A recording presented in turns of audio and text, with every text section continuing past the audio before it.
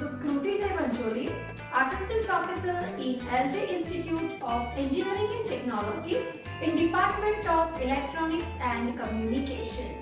This video is about subject Analog and Digital Communication System.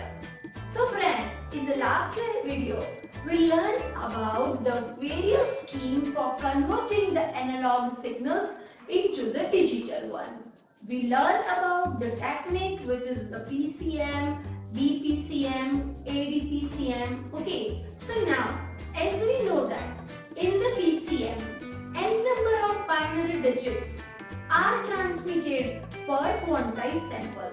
Hence, there is the requirement of the sampling rate and the transmission bandwidth, that is the high. So due to solve that particular problem, the another method in which only the one bit which is transmitted for the quantized sample. So that method is known as the delta modulation. So here in the first diagram, we will get the idea about what we have to do in the delta modulation. So here in the first diagram, you can see that the empty, that is the original signal, which is the continuous time signal. This is the output of the encoder. Okay, so now this is the output you can see, and this is the output, that is the decoder. So now the voice input, the empty signal which is transmitted. Here we need to generate the one signal which is the predicted output. What we will do? We will find out the difference between the signal, okay, that is the original signal, and the predicted output. Now if that predicted output, that is the positive, the one step, okay, that we need to increase. So similarly over here you can see that we have the output, that is the staircase output, and which is similar to this particular waveform. Okay, so now in the delta modulation, it's the simplest method for converting the analog signal into the digital one. Again, it uses the 1 bit per sampling period in the PCM and bit per sampling period, so that by the transmission bandwidth that required, that is again more. Okay, so it is also known as the 1 bit ADC. In the delta modulation, it requires a sampling rate that is much greater than the Nyquist rate. It is commonly 4 or more times the Nyquist rate. Okay, now this is closely related to the DPCM which we learned earlier. Okay, now in the DM we will use the first order predictor and the one time delay TS, that is the predictor. It uses the very simple hardware, and also this is of the low cost, and the transmitted output of a binary stream of a plus or minus delta pulses at fs.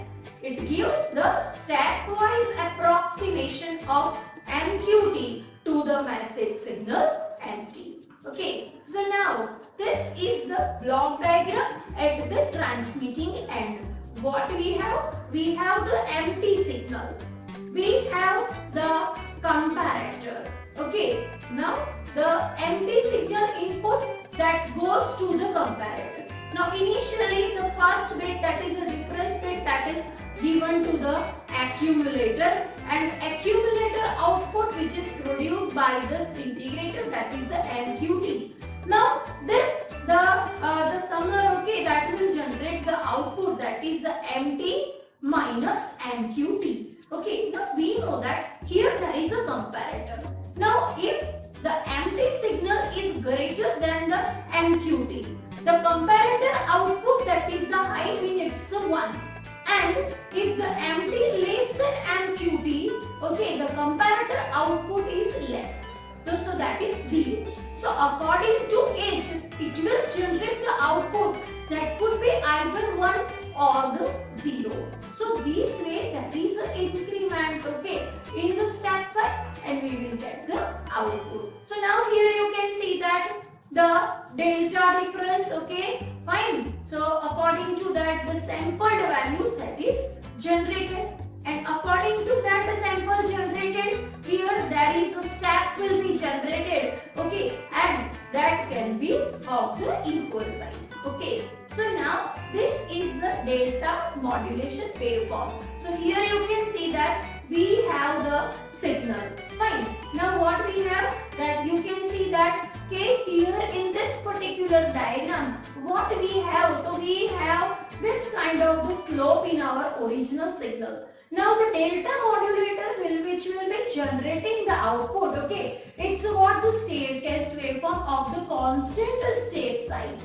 So sometimes what happened, now when there is the small variation into the slope, okay, then what happened, that it won't follow the staircase waveform, that will not follow this particular the waveform. Okay, so at that time what happened, we don't get the output value, okay, that is as same as the input one. So due to that the noise could be arrived, okay, in the output of the delta modulation, and that is referred to as a slope overload. So here you can see the output waveform, okay, for the difference, okay, that the either it can be the plus delta or it can be the minus delta, that depends upon the value of the MT minus MQT, mean the original signal and the quantized output. So in the delta modulation process, okay, we need to remember it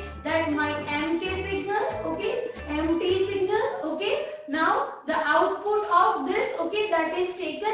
Initially we will take the 0, okay, because there is no output, because the comparator output will be not generated. So now here you can see that the MPRED predicted output, that is given to the comparator. So comparator is having the two input, one is the MK, another one is the M predict of K. Okay, so now what happens, the comparator will generate the output. If MK is greater than the MPRED of K, then what happens, whatever the output will be generated by this binary quantizer, that is the 1, and here we have the plus 1 output plus delta output. Fine. Now it is given to this particular thing. Okay, so this accumulator output, okay, it will be always generating that kind of the pulse. Okay, so we can say that if the MK minus MPRED of K, that is positive, then the EQ of K is the minus delta, and if MK minus MPRK, okay, is negative, okay, then the PEQK is equal to the plus delta. Okay, and the sampling rate, okay, that RB is equal to Fs is equal to 1 by Ts. And then rate, okay, we have, and what is the transmission bandwidth? It is the greater than the RB, that is the requirement of the bits, divided by the 2. Okay, so in the delta modulation, okay, at the transmitting end we need to perform that task. Now at the receiving end, what we have? We have the output from the channel.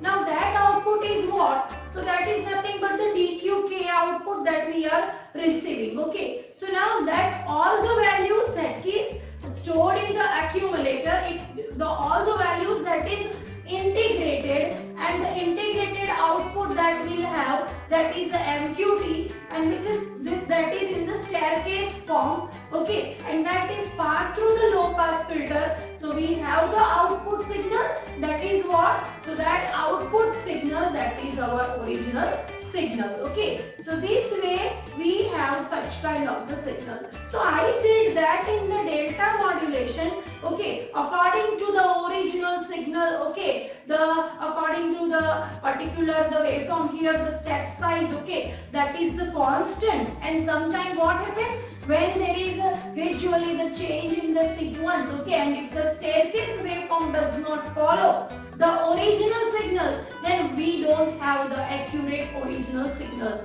So what we should do, so for that, okay, if our step size that can be also varied according to our input signal. So we can say that my step size, that is the adaptive. Okay, then what we have? We have the original signal as well as it can remove. Okay, so we can address the slope overload problem with the adaptive DM. Okay, so usefulness of the adaptive delta modulation, that is what? So using the adaptive delta modulation, we can remove the problem that is of the slope overloading.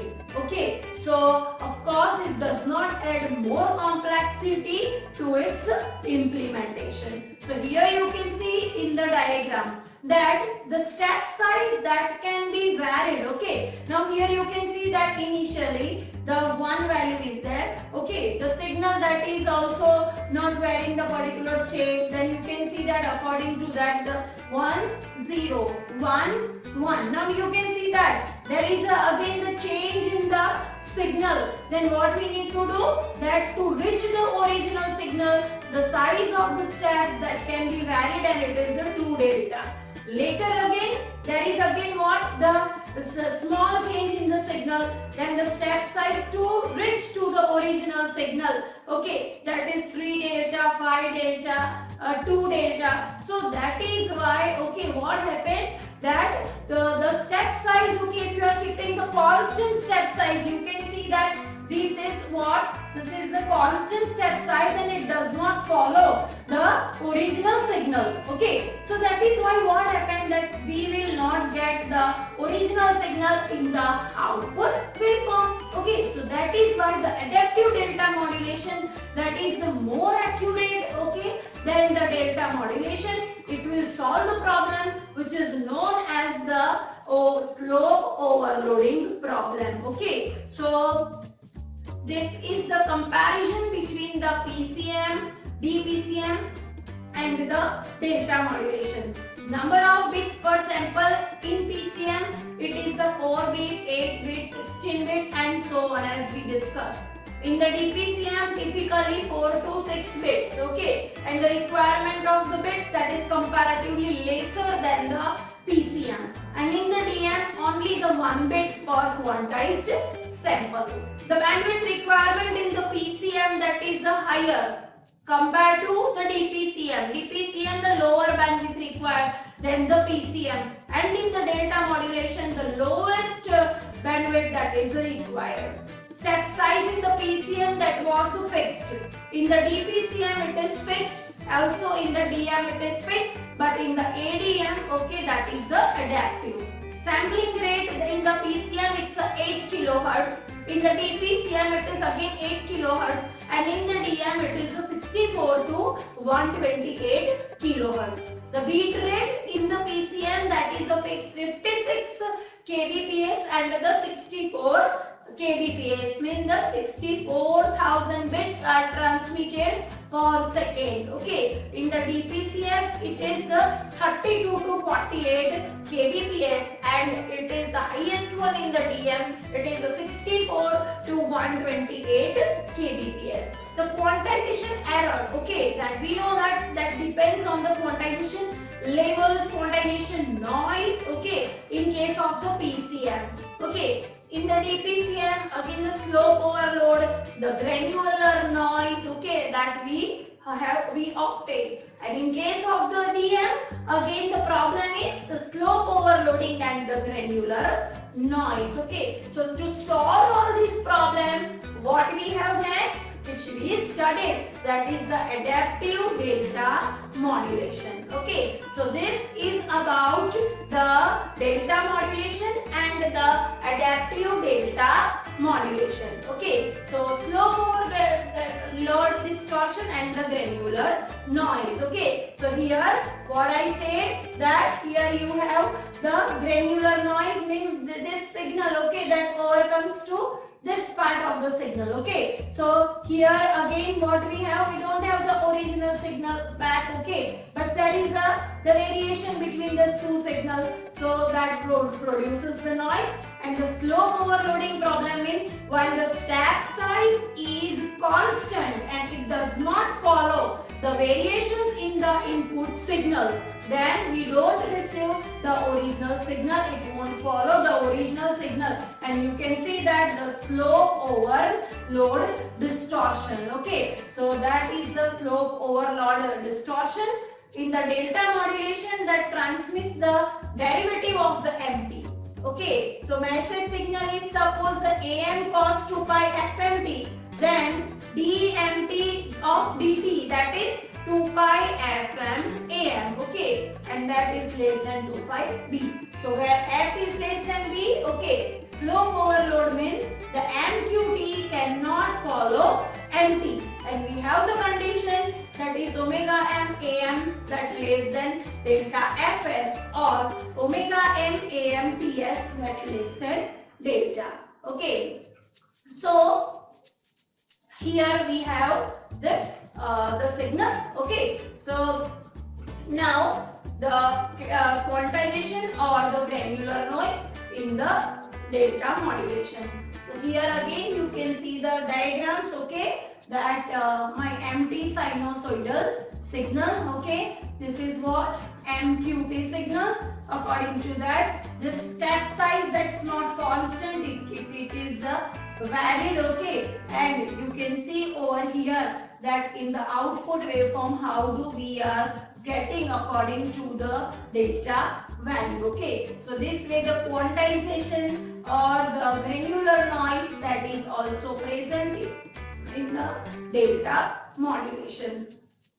So this is what, so this is the graph of the signal to noise. Okay, quantization noise, and here the step size. Okay, so while the slope overload dominates, okay, we get this kind of the diagram.